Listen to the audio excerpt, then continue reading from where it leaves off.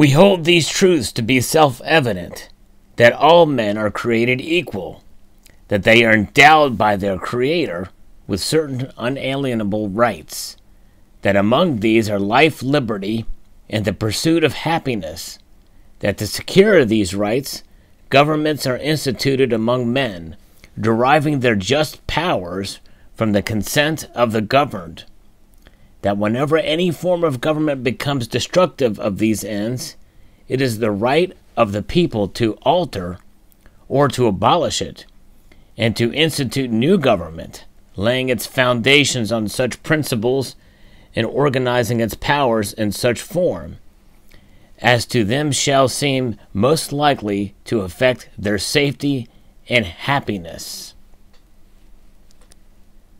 These are the words of the Declaration of Independence that began a long war, a revolution, and that led to the creation of a new nation.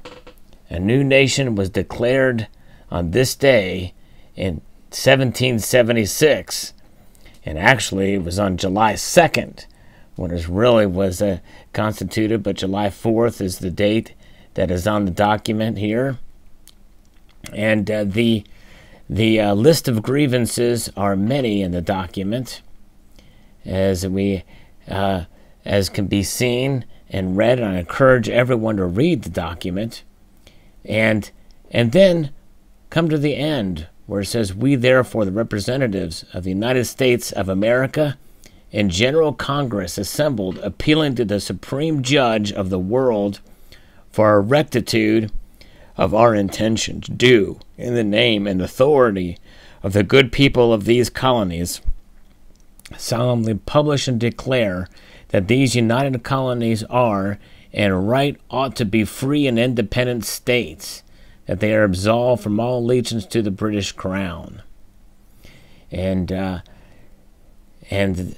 for the support of this declaration, with a firm reliance on the protection of divine providence, we mutually pledge to each other our lives, our fortune, and our sacred honor.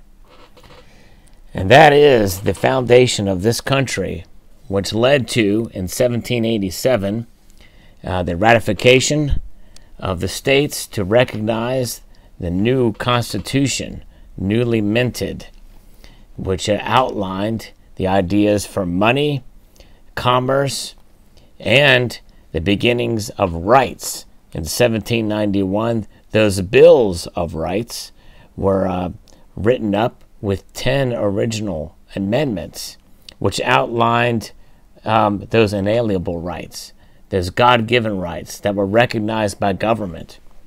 And since then, we have formed the United States of America, and we have this symbol of liberty.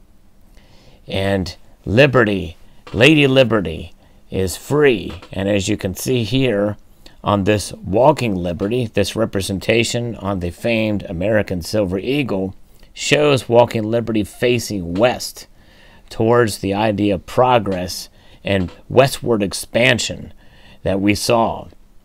In the year of minting of this coin, Arizona was a state that was 4 years old and the last to fill the continental United States. We had 2 more states westward to go beyond the shores of the Pacific, but nonetheless, there it is. Then we have the eagle that represents freedom, and liberty is a recognition of that freedom in America here. And those ideals have spread across to other nations around the world for sure. France, in 1886, gifted us the Statue of Liberty, which shows Lady Liberty holding up the beacon of light, a beacon that many from around the world have recognized and come and flock to this nation for opportunity and progress and a taste of that freedom. Very nice indeed. And France, by the way, helped us in that revolution as a nation, and they had their own. Their country took a different turn in its recognition and how they perceive things with their republic. I think they believe in a bigger government, but nonetheless, in their motto there, we see liberty, equality, and fraternity too. And there it is, this PA4 type piece that we see these other nations recognizing. Then we have the famed Libertad. And this is something that many of us here in this community have grown to love, the Libertad. Mexico declared its own independence, indeed. And it has many of the same qualities in their coinage and in their ideas as far as the founding of their nation. Although their nation has taken a decidedly different turn as well.